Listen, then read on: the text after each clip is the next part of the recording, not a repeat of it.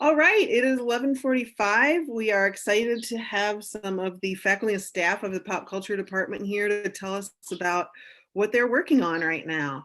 So we're excited to hear what new things you have to tell us. So Dr. Rudisill, if you want to get started, you can take it away. Okay, great. And I've got my paper pulled up on the computer, so I can't see anybody at the moment, but yeah, so thank you for this opportunity, and as well as the kind of, the kick to get going on this. This is an article for a special issue of the Indian Theater Journal on reality television that is overdue. So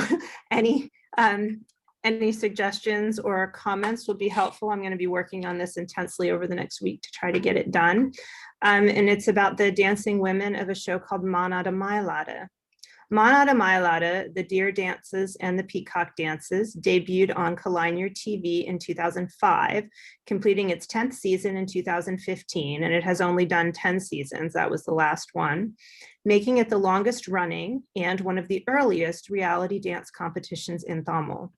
Contestants are grouped into threes, a male and female dancer plus a choreographer. The team competes, wins, and loses together. The face of the show is top Kollywood choreographer Coletta, who has worked on thousands of songs in various language film industries and has directed and judged Maanada Mayilada from its beginning, as well as judged for other dance reality shows. The all-female panel of judges, with the exception of one male in season 8, and there are 3 judges each season, evaluates the choreography and the dancers as they score each team's weekly performance. There are at least a dozen Tamil reality shows that have aired in the past 15 years, many with multiple seasons, but Maanada Mayilada is special in that it showcases dancers and choreographers as experts in separate fields, creates a family atmosphere, emphasizes support for female dancers and the choreographers who so often work in the background of the film industry. It works hard to instill in participants an understanding of what is needed to thrive in the film industry and helps promote their careers in that space.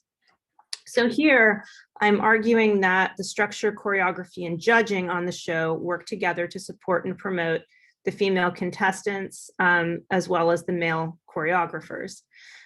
Compared to many other reality competition shows, this one has a focus on professionalism that de-emphasizes personal narrative, downplays rather than creates drama, and avoids female embarrassment and over-sexualization.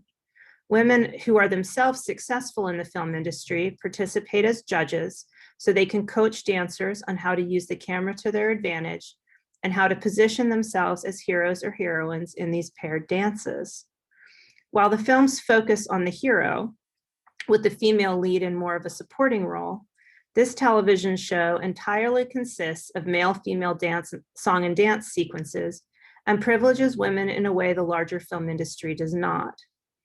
So a new season of Maanada Mayilada starts with a search for 8 female contestants. Coletta and others pay close attention to Tamil serials, as well as other reality dance shows, especially those in other languages, as well as looking at other language film industries. They'll identify potential and then reach out to the women and see if they'd be interested in competing.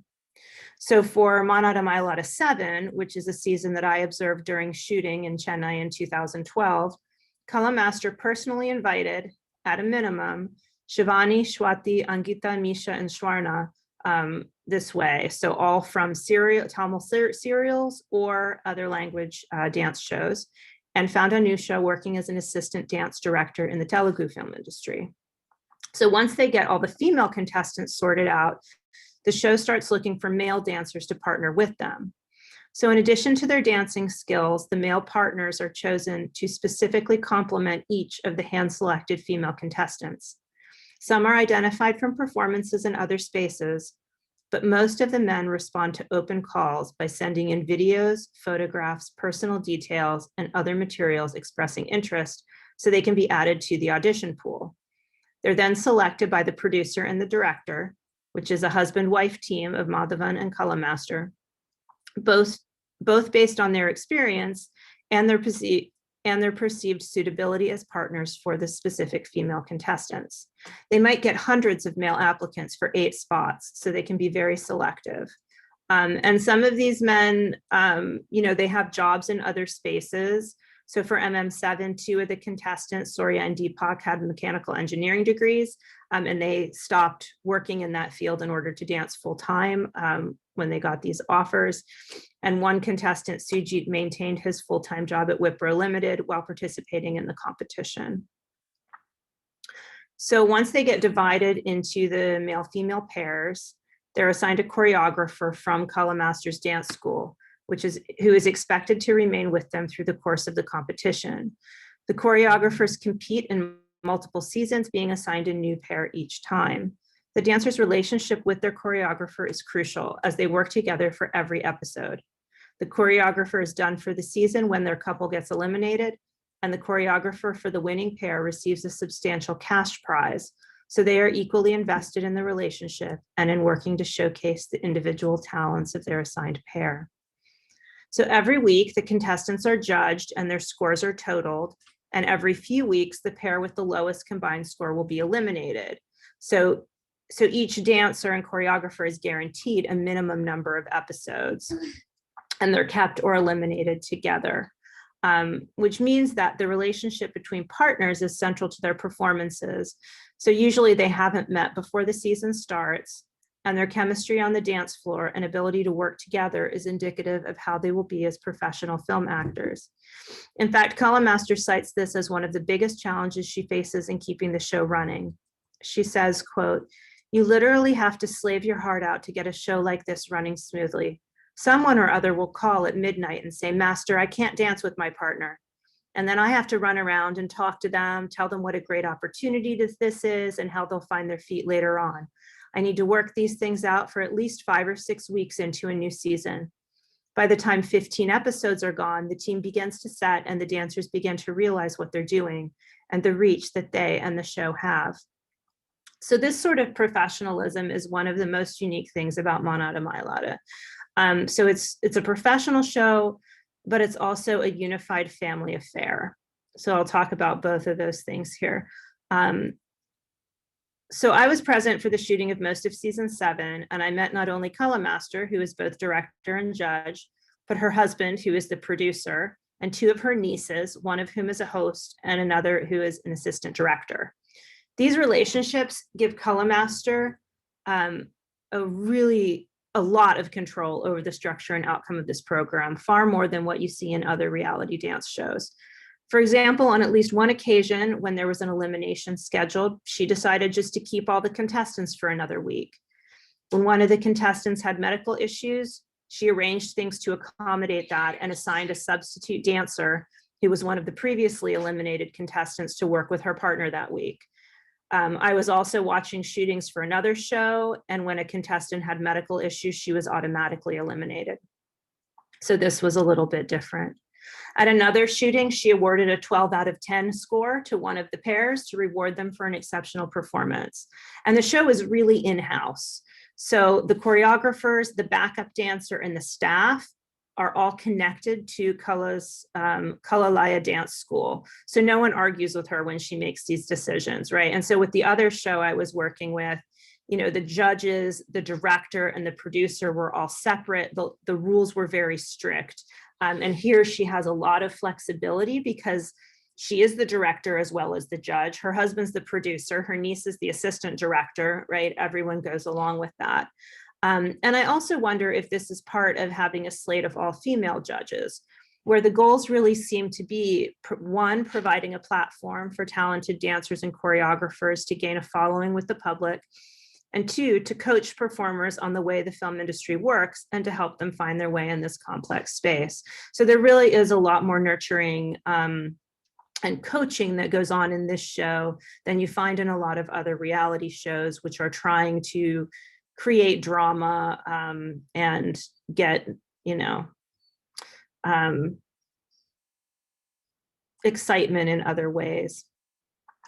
And so part of the family piece, when I interviewed her in when I interviewed Coletta Master in 2016, several years after the 2012 season I had participated in, it was clear to me that she thinks of the former contestants as family even after the season has ended. She was able to tell me 4 years later what each of them was doing, having clearly both followed up on their health and family issues and leveraged her networks to create opportunities for them on both the small and large screen. She was really proud, about dancers who had made it onto television or film, and talked a lot about that their successes were her successes. She also brings back dancers from previous seasons for exhibition performances on later seasons. So once someone has participated in the show, they're forever part of the Maanada Mayilada family. The world of Tamil film choreography reveals even more dynastic connections of this family. She herself started in the industry as an assistant to her brother-in-law Raghuram, who died in 2013, who was a very influential choreographer. And not only her, but 3 of her 6 sisters and several nieces and nephews also work in the film industry as choreographers, dancers, and actors. These family connections open opportunities for the Maanada Mayilada dancers, as her support is worth a lot within the tight-knit film dance community, as well as the Dancers and Dance Directors Union. 2 of her sisters have also been involved with the television show in various capacities. Her sister, Brenda Master, who is also one of the top choreographers in the film industry, served as a judge in seasons 1 and 5. And her sister, Jayanti, who is not directly involved in film or television industries, but runs a dance school that funnels into Coletta Masters and provides teaching opportunities for some of her students, as well as occasionally backup dancers, which is how I ended up dancing on the show. I'd been taking daily classes with Jayanti for several months, and then apparently she had talked to Coletta Master and said I was doing well enough that I should do a guest performance, which Coletta Master then made happen. So as I look back on Maanada Mayilada 7 and watch digital copies of seasons 3, 4, and 5, which are the only ones available, I can see how the female dancers are both foregrounded and dismissed in various ways. Tamil film dance typically involves crowds of backup dancers, and this show is no exception. Each dance, beside the main male-female couple competing, has approximately a dozen backup dancers. At most, 4 of these will be female, and about a third of the time, there'll be no women. All the backup dancers will be male. So although the female contestants are the basis of the show, the scope for other female performers is more limited. When there's only one female, the main contestant, on stage, either in a solo, a duet, or with a crowd of male dancers, her costume and her dancing, which may be a different choreography from everyone else, really stand out. If she is on stage, she is the center of attention. So it makes sense that the male contestants get more screen time than their partners. Sometimes when the female contestant is off stage, she is doing a costume change, but other times she's simply allowing the male dancer time to shine. Okay, I'm gonna show you a little bit, well, actually I'll read a little more and then I'll show you a video. Because Maanada Mayilada is focused around the film industry in a deliberate and unusual way for the genre of reality television dance competition shows, the performances usually include dialogue as well as dancing as part of the song. Contestants are judged on their acting as well as their dancing, but not their choreography, as that is the job of their assigned choreographer. So there are themed rounds, which only occasionally dictate the style of dance. A couple examples are copy round, folk, disco, exchange, property, retro, historical, horror, Western, and games. They lip sync to both the dialogue and the song lyrics, sometimes interacting with one another as non-dancing actors. So I'm going to show you a clip from Maanada Mayilada 7, Puviyarasu and Anusha in the games round. You can see him centered and lip syncing in the beginning with a group of all male backup dancers. Then she enters in a completely different costume, really standing out from the crowd. There are no female backup dancers in this choreography, so when Anusha is on stage, the focus is on her, even when she and Puvi are dancing in unison. But when she is absent, he has a chance to stand out amongst the other male dancers, even though his costume is the same as theirs, because of his placement front and center of the formation, as well as the fact that he is the one lip syncing. Okay, so I'm going to share my screen now.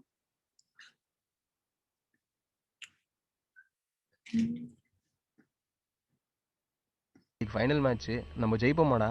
டேய் நம்ம தான் ஜெயிக்கிறோம். எப்படிடா? Confident boss, confident.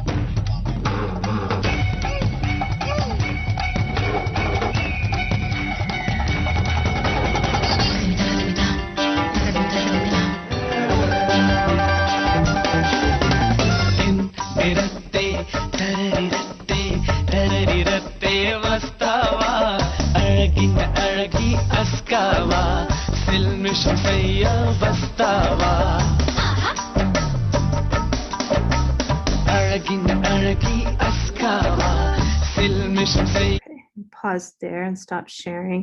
Judy, how am I doing on time? You're out of time. Okay, well then I'm going to stop right there. Okay. Thank you. All right, thank you. That was fun. It reminded me of how you introduced many of us to Bollywood in your class last fall. That was really fun. Thank you for sharing. All right, Dr. Donahue, you are up if you're ready to go. I am ready. We're going to go with the share screen option. Just let me know, be patient here for a quick second. Hopefully we can get this Yeah, we can see it. It's up and running. Let me get this go to full screen. How's that going? Is that okay? Yep. Everybody can see that? Yep, it's there. Awesome. Well, we'll just kind of keep this brief. Appreciate everyone's time. My name is Dr. Matthew Donahue. This is the Amsterdam Sign Project. I want to thank the organizers for the Ray Browne Conference. You folks have done a fantastic job in maintaining Dr. Browne's legacy. And of course, I want to thank the late, great Dr. Ray Browne, teacher, mentor, and friend. And I particularly love this notion that Dr. Browne brought up, which is evident in this conference and a lot of the things that we do at the Department of Popular Culture. And that is just this essence that popular culture is the voice of democracy. And I think that, again, this conference and many of the other things that we do here at the Department of Popular Culture represents this democratic spirit in terms of popular culture. For those that don't know my background, I speak to you as a musician, a filmmaker, a writer, and an artist working within 2 and 3D collage mixed media, art cars, photography, and also street photography. Sometimes jokingly, I refer to myself as a signologist, taking pictures of signs through my travels across the country and different parts of the world. I've been doing this, I think I would say maybe since about the early 1980s. I just absolutely love business signs. It's just something that is really beautiful to me and something that is unique and helps to give an identification of place. The Amsterdam Sign Project falls into the field of what's known as commercial archaeology, and commercial archaeology is archaeology research documentation of commercial businesses ranging from vernacular buildings to business signs and storefronts.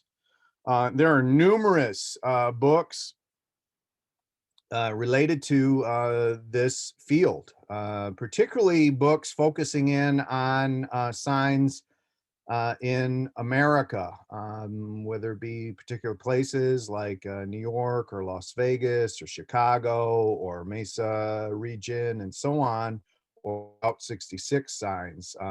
Also, for whatever it's worth, for those folks who may or may not know, that our beloved former Department of Popular Culture house in itself was a unique piece of commercial archaeology, being one of the Sears homes. And again, for those folks who may or may not know, quite a long time ago, the Ray Browne sought to have a cooperative effort with the Society for Commercial Archaeology, which is sort of the academic wing and the academic field of study. And for a very long time, the Society of Commercial Archaeology used to have an office space in the Department of Popular Culture house. Of course, that is no longer with us. There are also other areas in which sign culture has expanded into museums, such as the Neon Museum in Las Vegas, Nevada.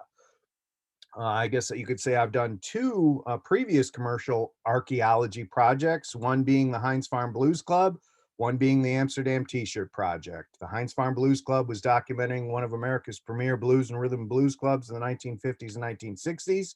And the Amsterdam T-shirt project was documenting T-shirt culture in the city of Amsterdam, the souvenir T-shirt capital of the world, where I basically went around and interviewed different store owners and creators of souvenir T-shirts in the city of Amsterdam.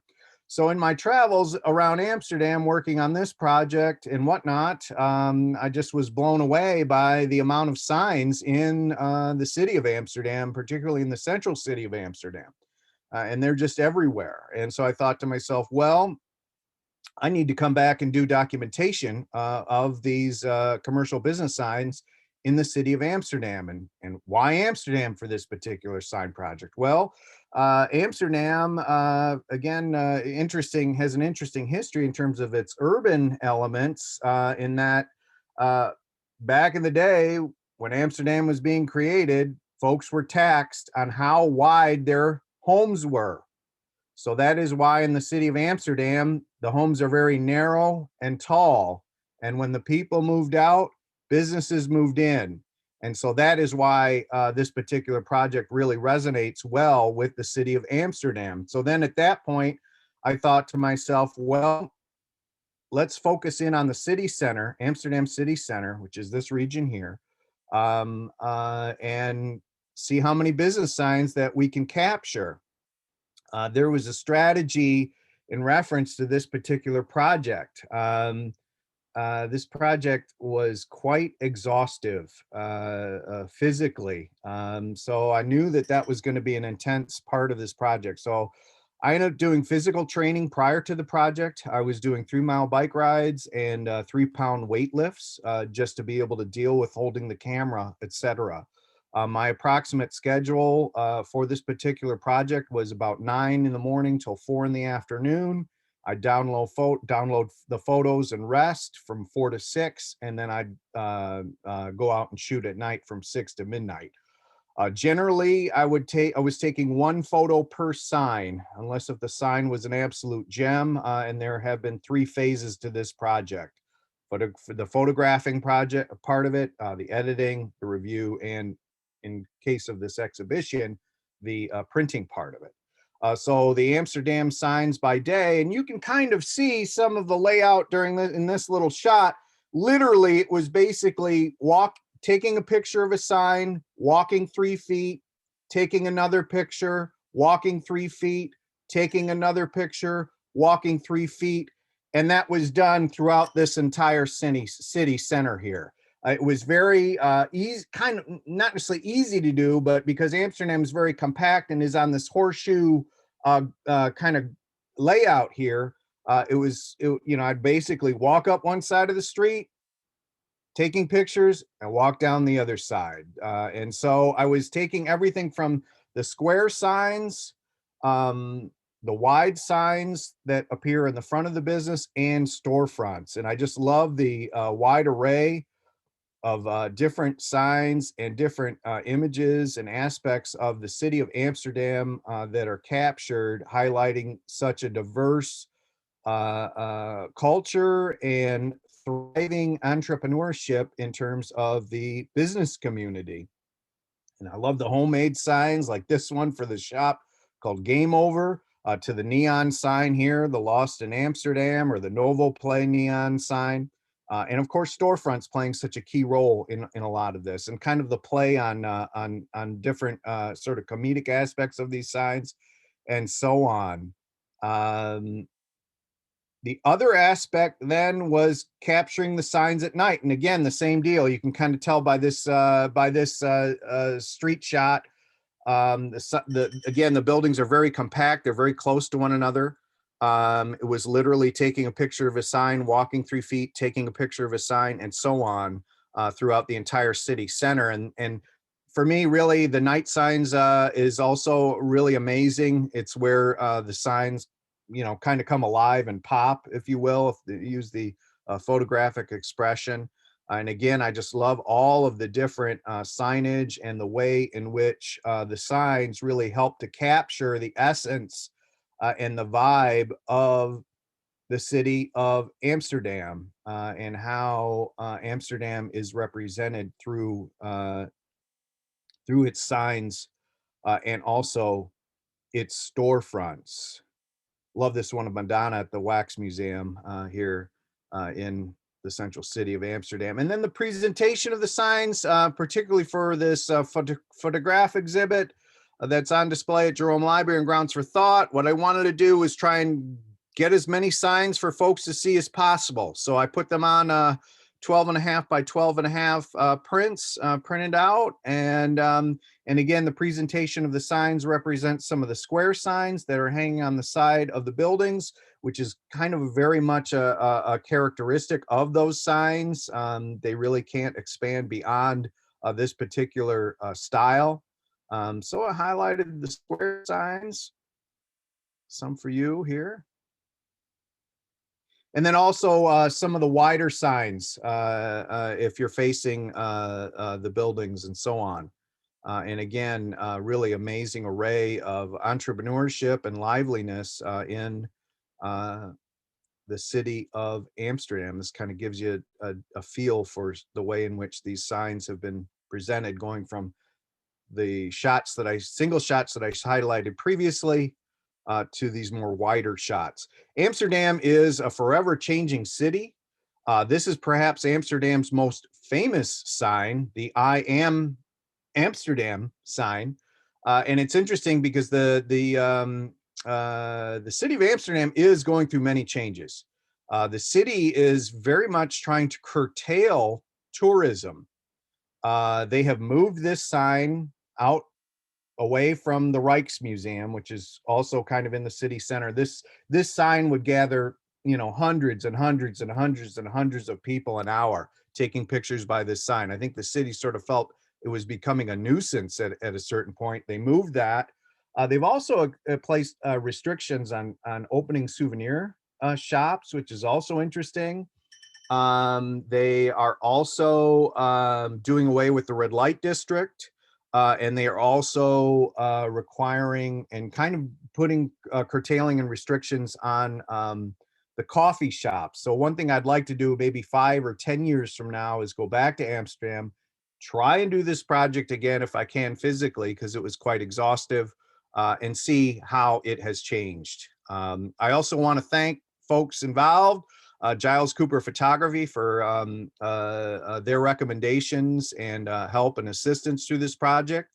Karen Stoddard and Eileen O'Neill, as part of this project, was funded by the Stoddard O'Neill Fund.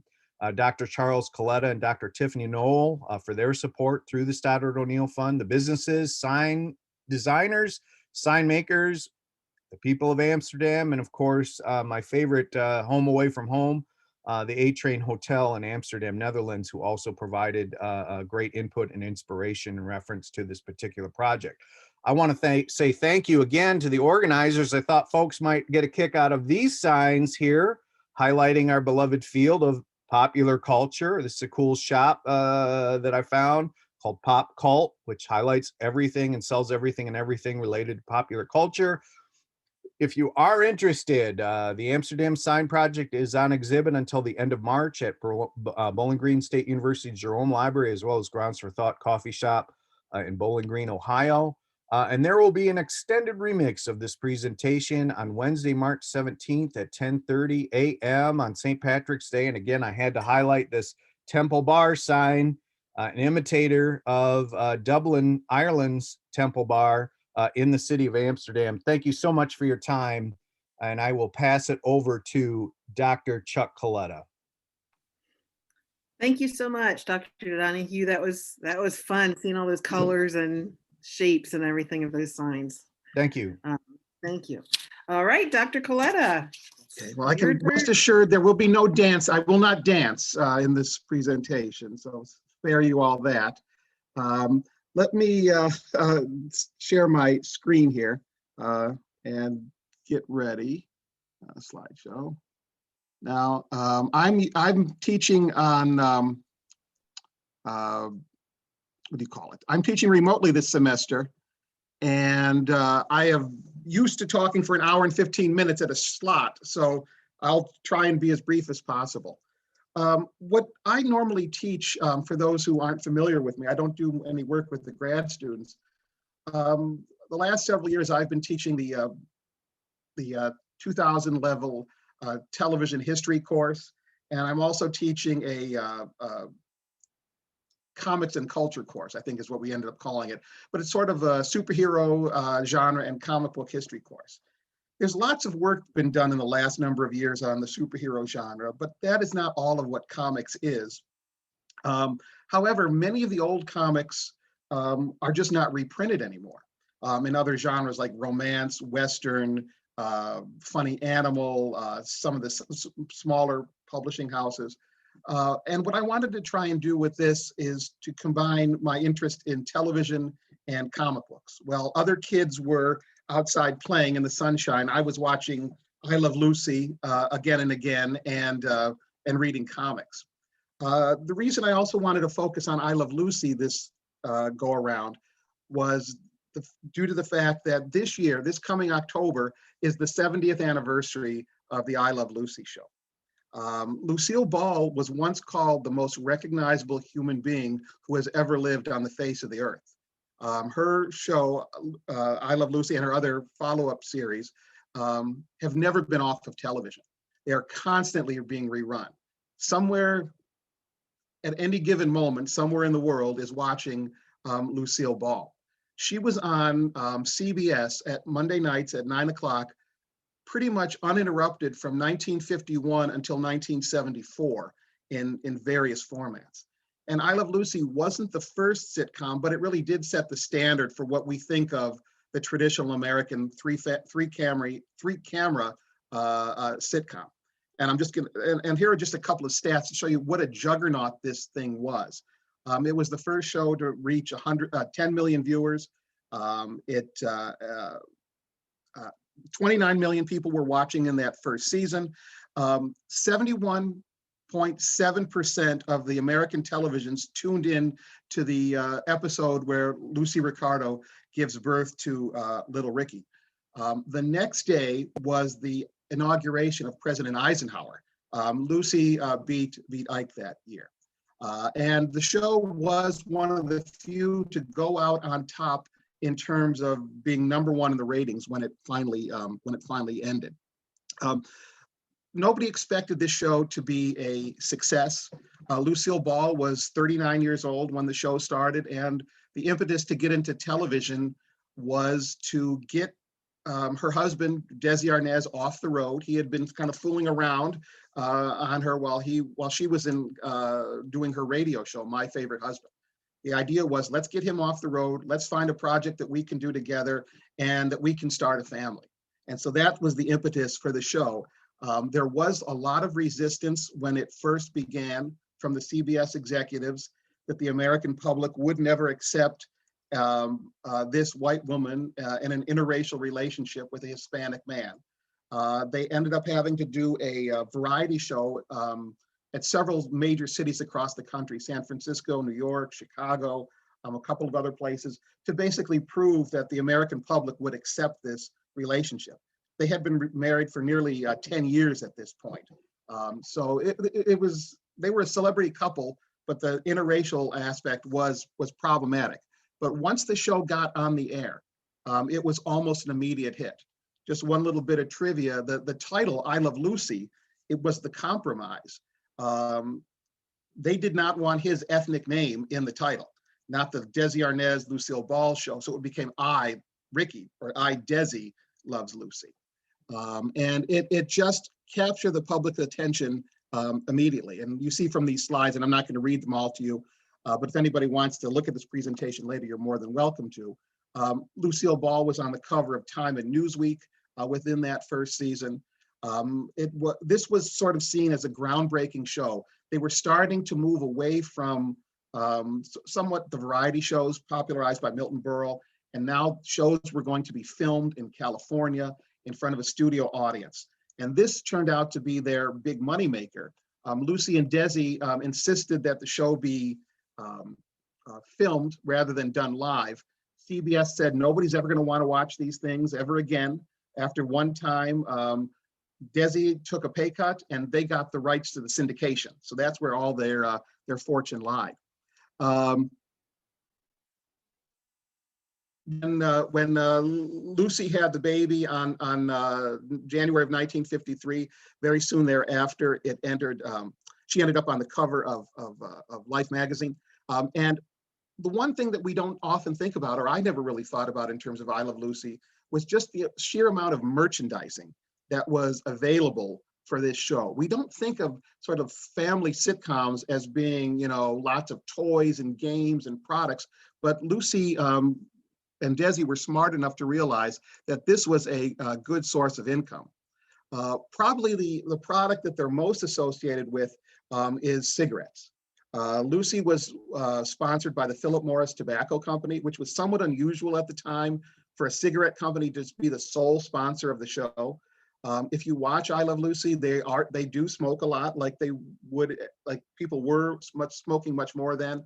The series would begin with a little animated cartoon version of Lucy and Desi, and it would end with them, and often end with the cigarette spokesman, Johnny, the little bellboy, calling for Philip Morris, and then Lucy and Desi turning to the camera and selling a pack of cigarettes.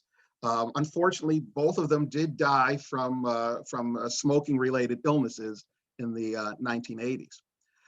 And comics were used to sell cigarettes using the Lucy characters. The most interesting thing with this little advertisement is that it's Lucy and I think Jane, and Jane and Tom rather than Fred and Ethel. I guess the Mertzes didn't sign their appearance rights for this. But even more so than that, you name it, the Ricardos were on it. There were aprons and dolls and games and bed sheets and dressers, and you could have your apartment look like the Ricardos' apartment. There were a plethora of products, exceeding more than $50 million in sales. So this was big. Also sheet music, cookbooks, comic books, costume jewelry, lingerie, his and her pajamas. This was just an enormous moneymaker that people hadn't really seen in terms of television before. One of the more interesting ones, again, was tied to the birth of little Ricky on the series. Lucy had her second child in the middle of the second season, I believe it was. And Desi Arnaz Jr., who is still around, was the first cover person on the very first issue of TV Guide. And you could also buy a I Love Lucy doll. Now the doll, if you look at the ad closely, it doesn't mention if it's a boy or a girl because they didn't know what it was going to be at the time. So it's the Ricardo baby doll, but it had been decided that the characters on the TV show would have a boy.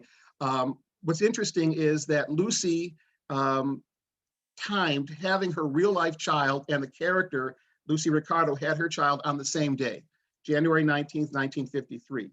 She had a cesarean section, and so it was planned to coincide with the air date that was approaching. The other thing that I'm interested in this project is what was happening in the comic book industry. Superhero sales were going down after World War II. It seemed like the fad was on its way out, that they were so associated with World War II, and it seemed kind of old hat.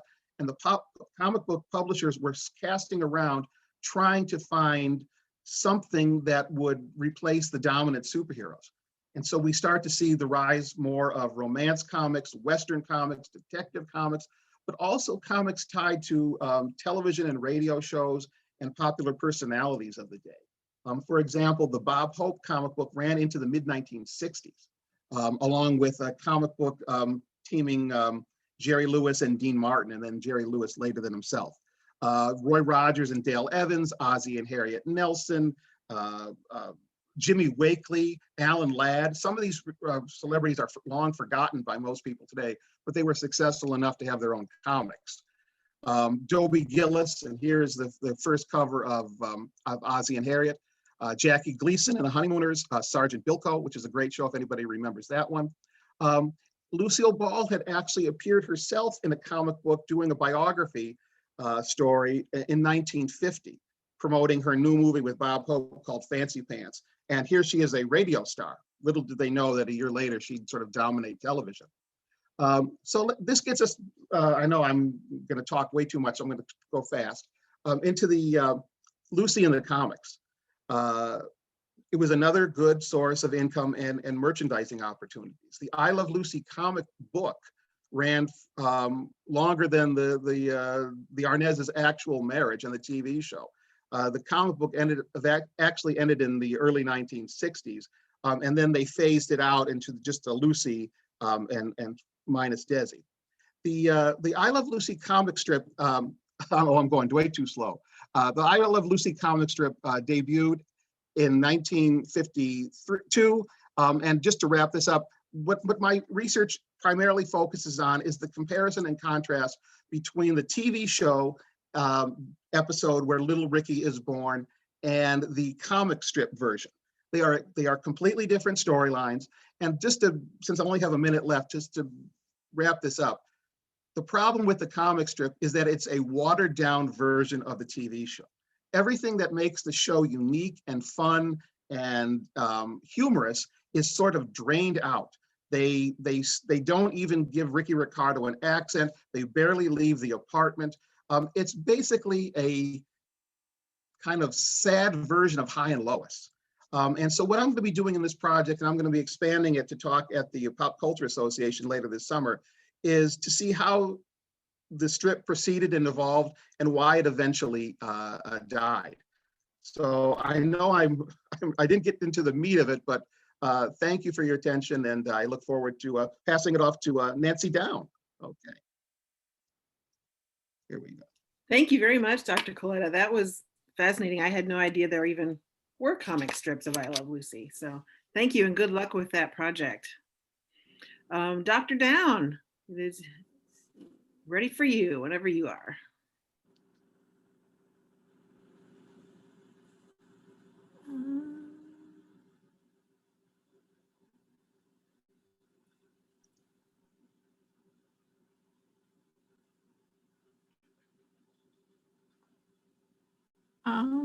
For some reason, my PowerPoint has gone away. Take your time. Yeah. It's one of the problems with having to do the conference this way.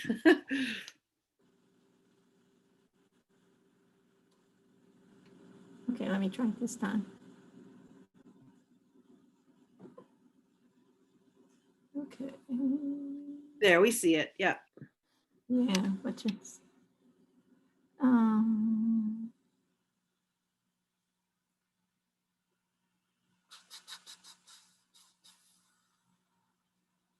yeah, I'm just trying to look for doing it as a slideshow.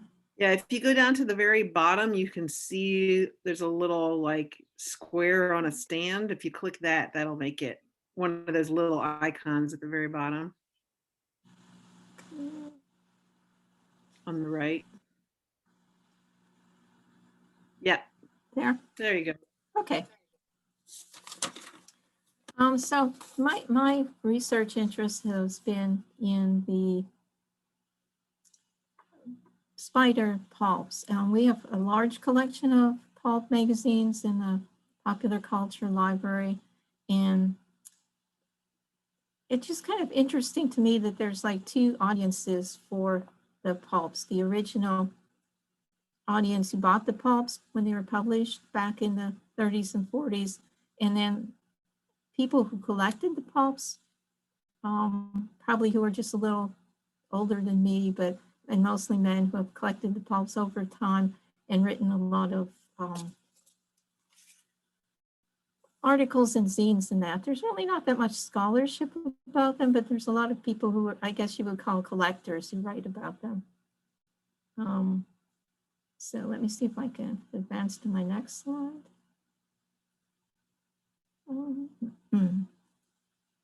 Okay.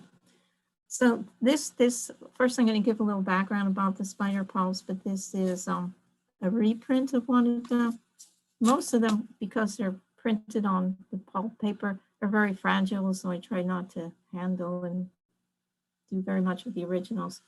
So the Spider was an American pulp magazine that was sold in the 1930s and 1940s. It was published monthly and ran for about 118 issues from 1933 to 1943, which was kind of astonishing because there are a lot of pulp titles that came and go, and to have like a long run like that. A lot of people started publishing like a title and the public would lose interest, or other competing titles would come out and the market would drop and the publisher would drop that title. But the Spider really had a good audience for their magazines. The Spider as a character was created in 1933 by Harry Steger of Popular Publications to compete with The Shadow. So The Shadow was the first hero pulp magazine, and it was particularly very successful, which in the pulp world meant that you should copy it and come up with a competing character who you hope would be as successful. And so he had this idea to do a character called the Spider. And the first two novels were written by Reginald Thomas Maitland Scott, but it was decided that he didn't write enough action-oriented drama, and so he was replaced after 2 issues by Norwell Page, who wrote many of the Spider novels or stories after that. There's a period of time where he took a break. People think he might have had a breakdown because writing for the pulps was very kind of pressuring, because you had to produce like a story every 2 weeks of a certain length. So it was tremendous pressure, and you didn't get paid very much. You got paid maybe $500 per story. So most pulp writers were not just writing for one magazine, they were writing for multiple magazines at the same time. So the Spider, the 2 characters that are consistently in the Spider stories are the Spider himself, who is played by millionaire Richard Wentworth. In his background, he had served as a major during World War I and now lived in New York City, totally unaffected by the Great Depression. And everything he did, he was a good at, like pulp heroes are. He was an accomplished pianist. He played the violin. He spoke fluent Hindustan. He was physically fit. He was everything, good looking. And occasionally they would talk about that he had self-doubt, despair, and paranoia. But I think just to kind of make him seem a little more human. And then the other character would be his fiancée, soulmate, Nita Van Sloan, who features in all his adventures. And she is described as being kind of curly brunette with violet eyes, and the same, she is an artist who lives in an apartment in New York and paints cityscapes. And her family actually lost all its money during the Depression, so she has a little less money. But I think like the hero has to have money, because otherwise how could he finance his adventures. So the interesting thing about the spider pulps is that they're much more violent and have much more an element of sex in than any of the other pulps. Some of the pulps, like the Shadow, there's an occasional woman, like the Shadow has not exactly a girlfriend, but Largo, who sometimes he talks to. But the spider, really, the center of it is Nita and Dick. And it's a very sort of vigilante justice because they have no qualms on killing people. First, Wentworth tries to work through the law, but that doesn't work, so he decides to go off on his own. And at the end of all the villains, at the end of each episode, he actually do end up dead, and then he has like a ring that's the spider ring where he goes and stamps their heads with his spider symbol and to say he has been here and justice has been done. And Nita seems completely okay with this from her point of view. In one episode, she says, Dick, don't do that. And then when he gets back to the car, it was just she was worried he was taking too much time stamping their heads, not that she had any objection to. And she occasionally does kill someone too. So that is very interesting and unusual in the pulps, that there's usually violence, but it's not usually like a lot of people. I mean, it's very rare in the spider that not anyone is killed, and sometimes like up to 5,000, 10,000 people are killed. And of course, the spider has many enemies.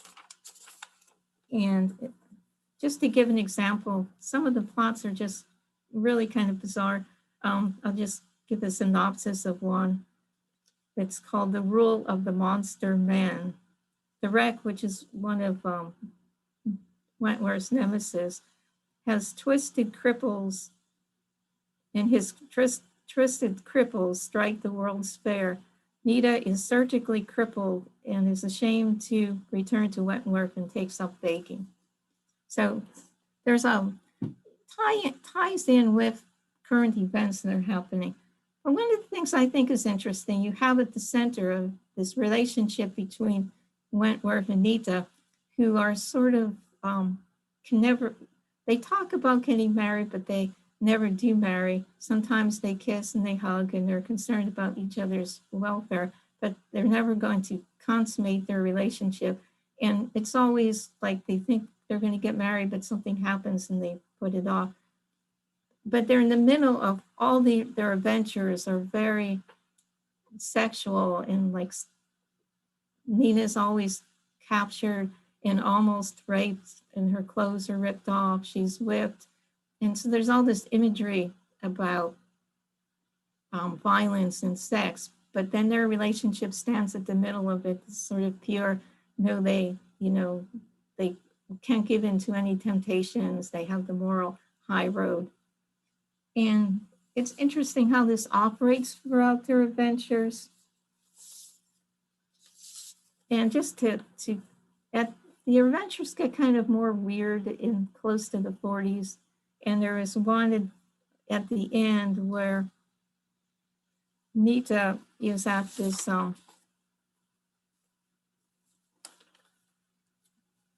place that's sort of like a bordello, the Temple of Beauty, and women are giving wine to drink, and then they're supposed to be maddened by desire.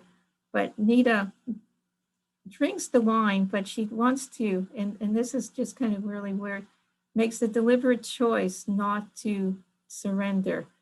And she sees this as her being able to help the women there to prove that they are stronger than flesh. So there's also this kind of weird dichotomy that you're supposed to control your desires and not give in to them.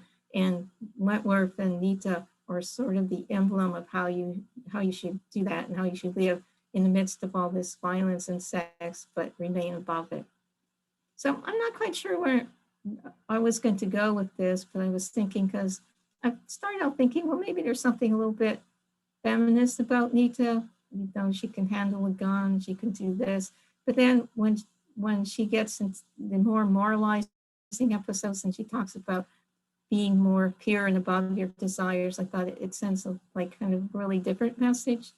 And so then I was kind of interested in to go into looking at other magazines of this period of time and see what kind of message they give to women, to like popular women's magazines at the time, and can kind of compare and see what message the Spider is sending about sex and women and what other messages are in popular magazines from that period of time. So that would be where I'm trying to go next with it. So let me see if I can stop sharing.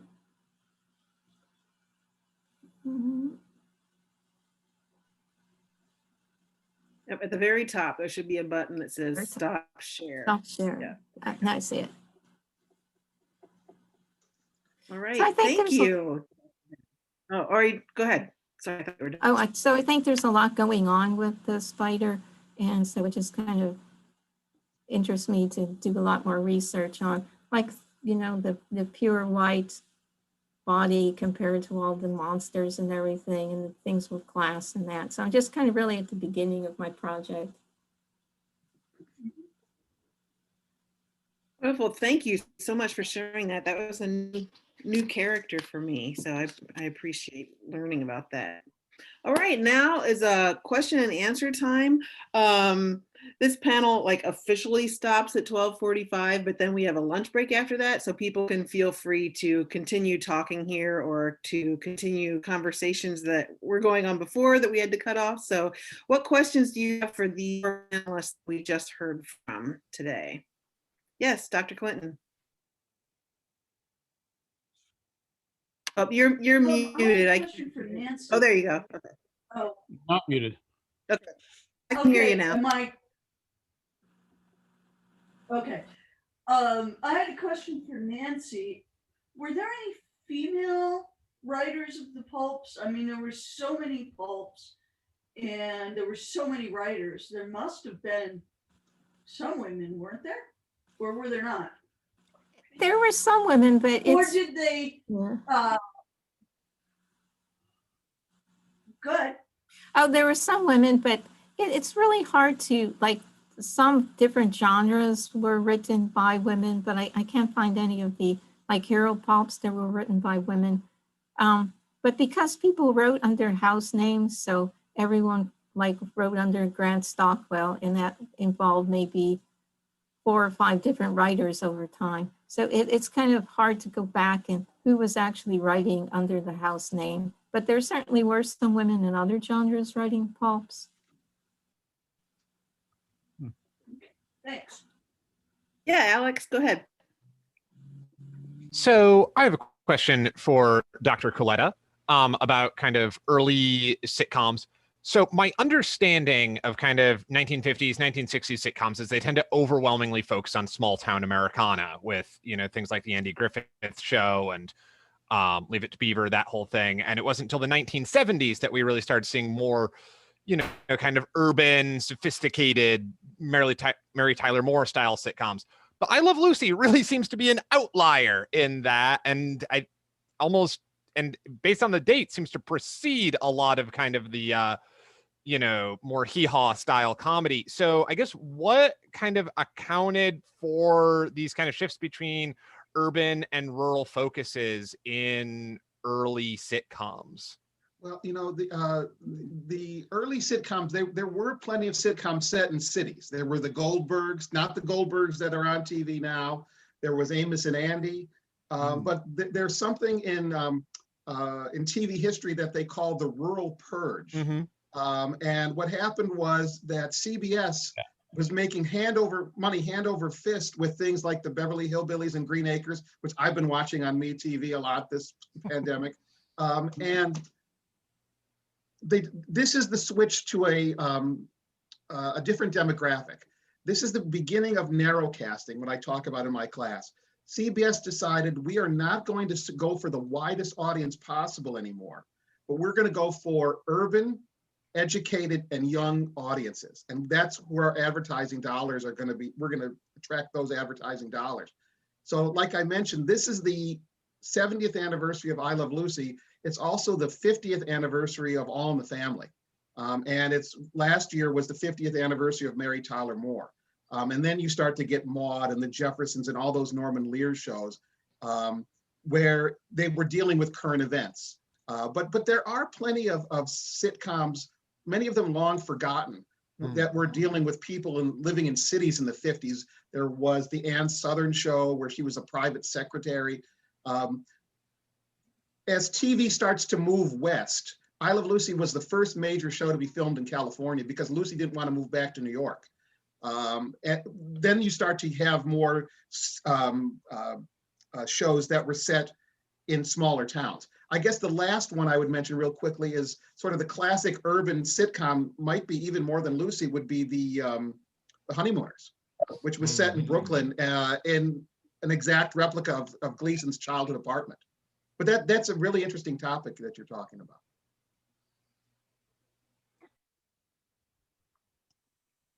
I hope I answered it.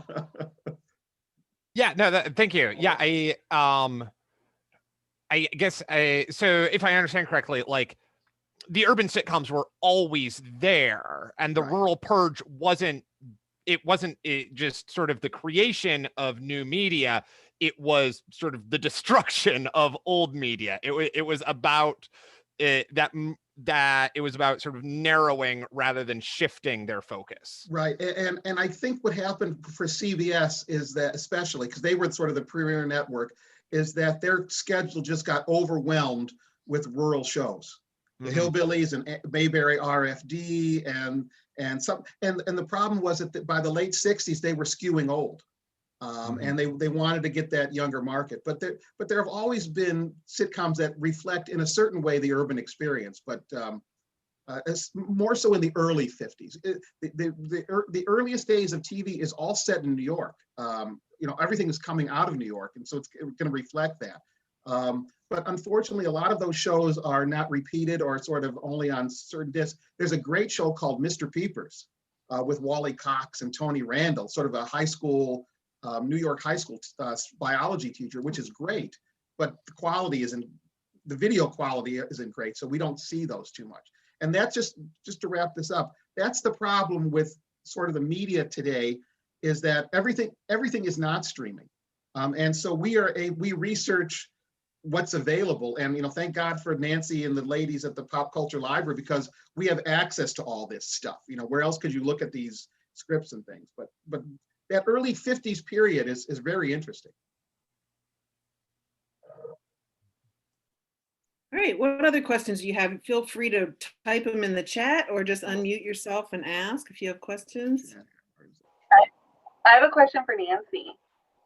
I really loved your framing, Nancy, of like the unconsummated relationship at the center of like violence and sex of reality, right? And I think, sorry, can you hear me? Yeah. Yes. Oh, but I think it's a product of serial storytelling, right? That like they can never get married because the story can't end. He can only make so many changes, the pulp writer, and it creates that unconsummated center. But yesterday we had a lot of conversations about dynamic portrayals of sexuality and kind of diversity as a dialogue with characters and kind of their presentation of sexuality and sex in stories, right? And I wonder if there isn't something interesting to explore there, where like the serialness of popular culture creates your kind of unsatisfied pure character, but the dialogue with audience moves back and forth where they're perceived as like less normative in their sexuality because of the way that they are not able to be heteronormative in a closure in a serial story. So then that facilitates queer reading, and then we have dialogue back and forth with fandom, right? So so I love your idea of like noticing that quality in her, and is it an innovation or is it a limitation? And then how does it create our idea of innovation and limitation and representation as a response to it? Yeah, I think part of it is part of the the ongoing story, because, well, then, you know, Dick is always like, if people knew that I was married to you, you would be in danger. So that also can portray him as very noble and self-sacrificing, protecting her. But I think in some of the stories, when they get into like the only time that you were tempted to maybe go further with someone who's tempting you or another person is because you're disguised and you're purposely doing that to get information, or you're drugged, and then you can stop one short of, well, I was drugged and I wasn't acting in character and would not normally do that. But it just seemed like, what is the end result of The Spider, which is written by a man in, you know, that period of time, looking upon like sex and desire and what women's role should be in it. It's funny, I think, how does the Girl Friday get created by the pulp author because of that, right? Like, she becomes an archetype to serve that function in the story. If anybody is interested, Dynamite Comics within the last 10 years or so has revived the Spider, and he has appeared in several limited series. And I read those, I can't remember them, but the Spider is actually back, or has been returned in a little bit more of a superhero vein, but it still has that pulpy style. Dynamite Comics has brought back the Shadow and Zorro and some of the Edgar Rice Burroughs characters. So they're all, and they team them up. So that's kind of fun. Interesting. If I could ask a question. Yeah, go ahead, Dr. Wallach. This is for Kristen. It sounds like the person you interviewed is really a guru figure, and I'm reminded a lot of Sarah Morelli's book about her guru in the United States, teaching Kathak dance. In fact, there's a lot of Kathak elements in the performance you showed. I'm wondering if there is an actual discourse among dancers on the reality show about the Bharatanatyam and Kathak influences in the choreography that they perform, or if that discourse is really subterranean. Yeah, so there's sort of two questions there. One is the language of guru, and absolutely that comes up. You know, to join the union of, you know, for film dancers, you have to study with a guru who is a member of the union for a minimum of 5 years before you can be a backup dancer or be a dance director performing on film. And Kala Master serves that role for a lot of people. And then she uses her influence from the show. As for the classical, yes, I didn't hear it as much in this show, but especially for women dancers, classical training is highly valued. Women are talked about as being better at expressions and emotion. And a lot of that comes from classical training, where you learn to use your facial muscles, and that's part of the classical training, and it's expected of women dancers. And then some of the choreographers are well known for having classical dance training. They call it, with film dance, they usually call it semi-classical, and every dancer is expected to be competent enough in semi-classical dance, which means that they have some of the basic footwork and handwork from those classical performances. And that's, especially in Tamil dance, that's very often incorporated and expected. So you don't have to be classically trained, but at least you have to know some basics in order to make it as a dancer there. I'm intrigued. There seems to be, I mean, there was an interesting contrast between, you know, Ricky Martin's World Cup theme and then a much more Indian film song soundtrack for, I think, an A.R. Rahman track for the main dancer, who comes out wearing, wearing a very different costume than the male dancers. Is that a contrast that you see continually? The contrast with the costuming, you mean, between the male and the female dancers? That women, yeah, that female dancers are more Indian and more traditional. Not always, but yes, that does happen on a regular basis, that you'll see that. I was debating which clip to show today, and the other one, the male and female costumes were much more similar, just hers included a top covering, and and they matched, right? They were designed to match. In this case, because of the storyline, right, where he's part of the team and wearing the uniform, and then she's coming into that, with the different costume. But yeah, it was much more, I don't even know if I'd call it Indian, with that short, wide skirt and the vest, and kind of a more westernized costume, but very colorful, like you would see with Indian costuming. So yeah, you very often see the women in more Indianized costumes, and they're very modest, the women's costumes in particular.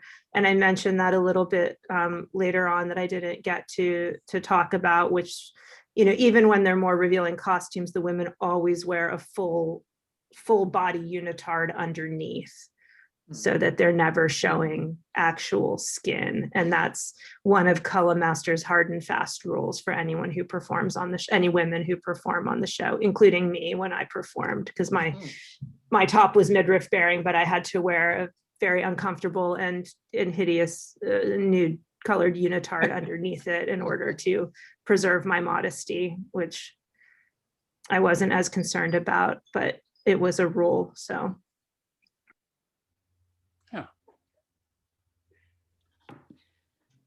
if I could, I just have one quick question for Matt. Matt, I was surprised how many of the signs were in English. Is that common? That is common. It is common. Yeah. All the signs for the most part are in English over there. Good question. Yeah. Thank you.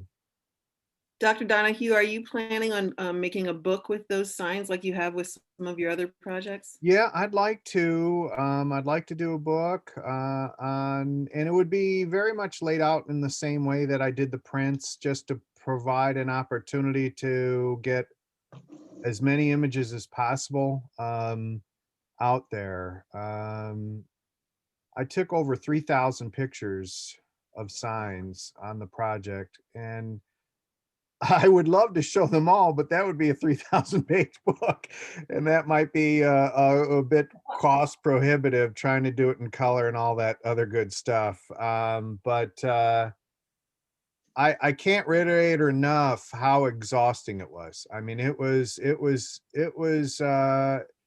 and it really got to be, I don't know really how to describe it other than being exhaustive and intense. I mean, and then you'd start, did I take a picture of this sign? Did I not, did I not take a picture of this sign? Or you'd find duplicates and that sort of thing.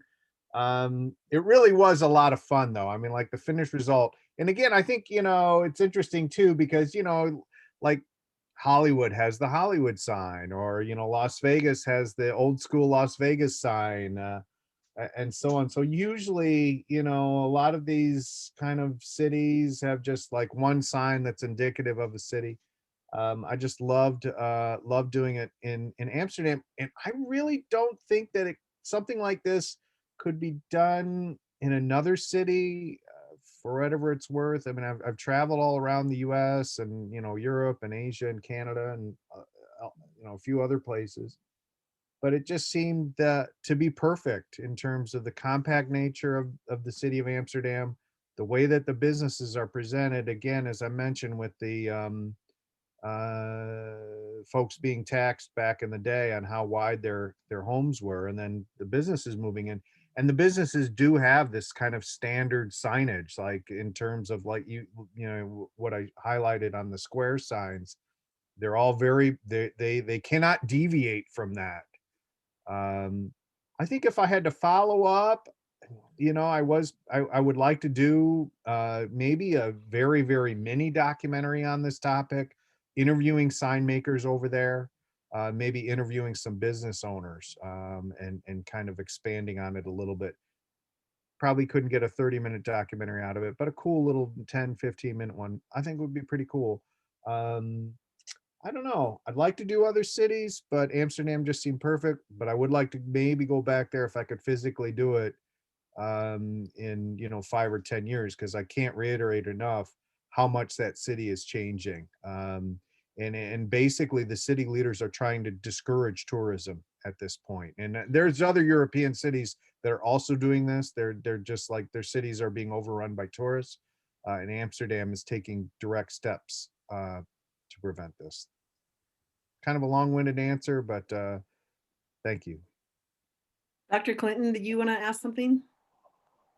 Yeah, Matt, why do they want to limit tourism? It's out of control there. I mean, I have to be honest with you. I mean, just in terms of the tourists are taking That's over. true. It's totally out of control, myself included. I'm a tourist, admittedly, but it is out of control. And I mean, I couldn't speak to it as a resident there, but I would say that if you were a resident there and having tourists, in and around your area all hours of the day and night, it's I think it's a problem for them, for the residents. Sure. But it is interesting because most cities are trying to attract tourism and bring tourists there for the revenue. I think it'll be interesting to see how long that will last, to be honest with you. There is a lot of controversy about Airbnbs over there because basically the wealthy Netherlands, they're or Amsterdammers, if you will, they're purchasing these properties. They're limiting folks from being able to buy their own little place, and they're buying these properties and they're renting them out as Airbnb properties. They're also, I think there's been talk that they might try and limit that. But it is interesting, that all of these things that kind of attracted, and that I Am Amsterdam sign, I mean, that was the heart of their whole tourist campaign. And that began like around 2010. It was like, this is it. We're going to totally rebrand the city. I Am Amsterdam, with the sign, and there's different shops, and when you get into the airport, there's an I Am Amsterdam tourist information center and so on. So it's interesting to see that kind of change come about with them trying to dissuade it, from moving the sign out to the airport. Now nobody knows, where the heck that sign is and how to get there. And all these other measures, limiting souvenir shops from opening up, shutting down the red light district and creating a situation for coffee shops where only folks from the Netherlands are able to go. It'll be interesting to see how long it lasts. There has been some banter that it's going to kill tourism. I don't think they care. I honestly, I don't think the city really necessarily cares. But it'll be a shock to see if they do go through with this, how much the city will change and how few of those businesses that I took pictures of will even be around. The Netherlands has been hard hit by the pandemic. So that has also created a bit of problems in terms of revenue for the city, but also just in terms of if they shut a lot of this pro-tourism down that they've been doing for the last 10 years, a lot of those businesses are going to close. And it'll be interesting to see what happens next for sure. Again, I'd love to do the project in 5 or 10 years if I could. I just think that it was a perfect situation in terms of the condensed nature of the city and the horseshoe shape that I think I referenced earlier. But it was hard. It was a very difficult project. I would like to do it again, maybe scope out some other cities. I would like to maybe try Singapore, because it's kind of a condensed city, but it's when you get these cities that are spread out so much, it's like you couldn't do it in Toledo, Ohio. I mean, it's like it's just these cities are in America, a lot of these cities are so spread out and so on. So I think the European cities are best, and maybe a city like Singapore. Tokyo would be awesome. There's lots of great signs there, but it's so spread out.